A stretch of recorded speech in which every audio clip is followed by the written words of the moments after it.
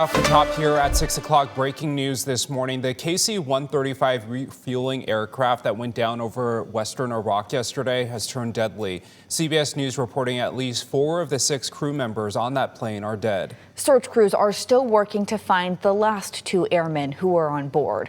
Now, 2 aircraft were involved in this crash. The other plane was damaged but was able to land safely. CNN is now reporting that the damaged aircraft is based at Beale Air Force Base in California. We don't know yet where the aircraft that crashed is based. The Pentagon gave an update earlier this morning. Please keep these brave airmen, their families, friends, and units in your thoughts in the coming hours and days. Our service members make an incredible sacrifice to go forward and do the things that the nation asks of them. It's a reminder of the true cost of the dedication and commitment of the Joint Force. The U.S. Central Command says the airspace where this happened is friendly airspace, and this was not caused by hostile or friendly fire. Right now, we are still waiting to find out if the team of airmen was based here in Fairchild.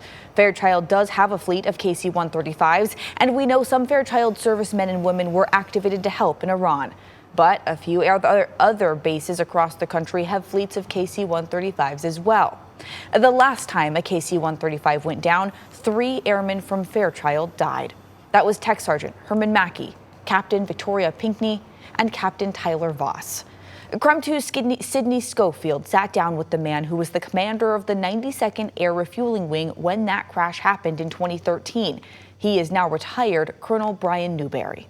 Is to remember that the Air Mobility Command is a family. It's a precious family that I served with for 23 years and couldn't be prouder to serve with them. And we're all connected. And even though this base might be identified as where the crew came from, we know them. We know them. And we all cross paths as we go to different bases and different trainings. And so everyone's holding their breath right now. And it's just a challenging time. And tomorrow will be a very difficult day across Air Mobility Command because we just are thinking about that we lost potentially brothers and sisters over there. And we just want to pray for their families. We reached out to Fairchild but have not heard anything as of this morning. We are also in touch with Congressman Michael Baumgartner, who says he is working to get answers from Fairchild as well. The other big story that we're following this morning is the snow. Right now, this is a live look at Riverfront Park in the pavilion. Kind of looks a little bit foggy this morning, but you can see if you look closely, the snow did stick to the grass at Riverfront Park. Different areas across the inland Northwest getting different amounts of snow. We do want to get right to Jenny Power. Good morning, everyone. I'm Tim Pham. And I'm Nicole Hernandez. Jenny, you've been tracking a lot of weather this week, from wind to now snow. How long does this snow last? Well, until at least about lunchtime here. It all has to do with these timing and temperatures that we've been seeing. But yes, it's definitely going to be impacting that morning commute, which is why we are under a KREM 2 weather impact alert. So slow things down this morning, allow for extra time. Yes, we do see that snow even sticking through that downtown core as we're sitting just at 32 degrees right now. So through other areas, higher benches, we're picking up some higher snow accumulation. But as we take a look at your current satellite and radar here, I mean, we've got this big band of snow just over the top of eastern Washington and North Idaho, while over toward Othello as well as Pomeroy and into the LC Valley, that has transitioned over into rain because we're above that freezing mark. But winter weather advisories are going to be in place here until noon. Below 2,000 feet, so those lower elevations, downtown Spokane through the valley, up to 2 inches of snow is what we're looking at. But above 2,000 feet, we could see anywhere from about 2 to 5 inches of snow. So the higher benches include the South Hill, out toward 5 Mile, and even pockets of North Idaho. The mountains, though, continue to be hit hard with several amounts expected in the next in the next day, I should say. Current temperatures 32 degrees, though, in Spokane and Coeur d'Alene. Here's a live look at the traffic impact this morning. This is I-90 and Thomas Malin. Look at that. You can really see that the snow is sticking to the grassy areas and parts of the roads as well. So as you head out the door this morning, be careful. You could see the road off of the freeway there in the western part of Spokane County, also seeing some of those snow-covered roads. So really this morning, your morning commute could be a little bit dicey depending on where you are this morning. Again, this is why we are calling for this weather impact alert. We do have KREM 2's Brandon T. Jones live in the storm tracker for us this morning. So Brandon, where are you now and how are the roads looking? Good morning, Tim and Nicole. We are still up on the South Hill. We're heading towards Grand Boulevard right now. We'll flip it around, and it's slushy out here. It's slushy conditions for sure. We just passed a car on the opposite side and, the opposite direction for those lanes. Had some slush pop up on the windshield. So just be aware of that. If you've got to head out to work or drop the kids off at school this morning, it might be slippery here or there. It really is just an accumulation of wet, kind of just thick type of snow.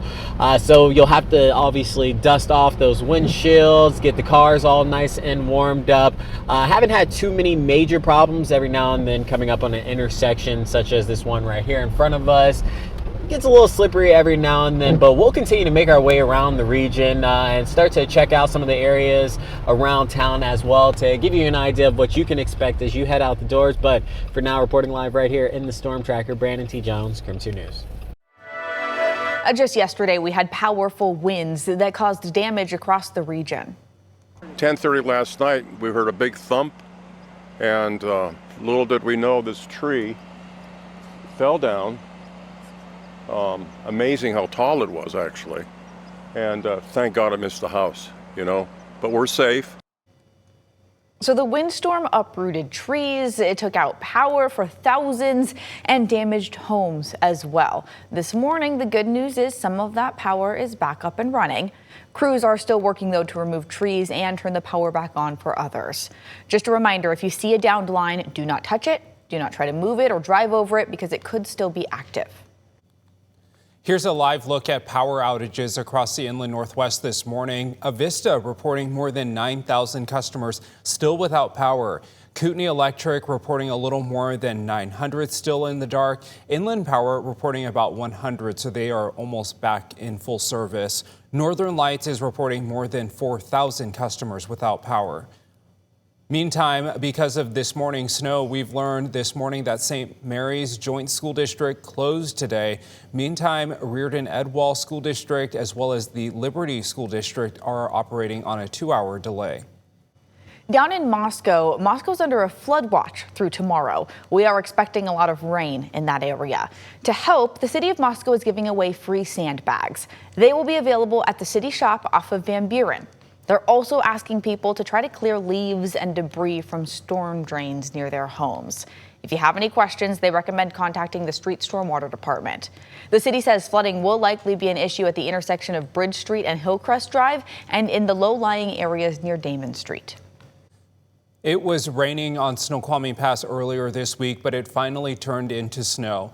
The resort was hit with a winter storm, taking power out for the resort. Ski Patrol is calling the late season storm a miracle March. However, the storm could make traveling across the pass difficult, especially for those starting spring break today.